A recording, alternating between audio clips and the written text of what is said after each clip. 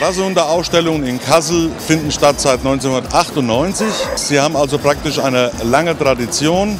Ausstellungstage ist heute der 8. Dezember mit der nationalen Rassehundeausstellung und morgen Sonntag, der 9. Dezember mit der internationalen Rassehundeausstellung.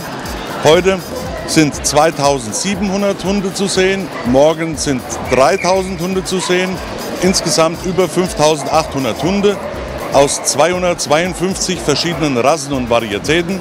Der VDH-Landesverband Hessen erwartet in der Messe Kassel ca. 20.000 Besucher. Die Ausstellungen in Kassel sind eine der größten Rassehundeausstellungen in Deutschland.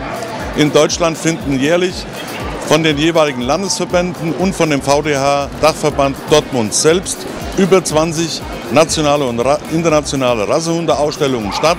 Wir haben Teilnehmer aus 19 Nationen.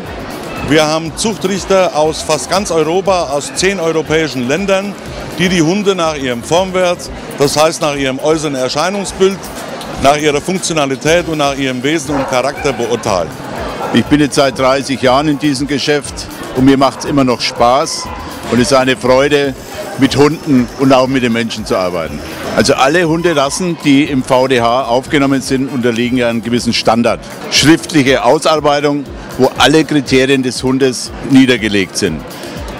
Unser Hauptaugenmerk gilt natürlich der Bewegung und der Gesundheit vor allen Dingen und dem Wesen. Das sind die 3 ganz großen Punkte, die wir bearbeiten.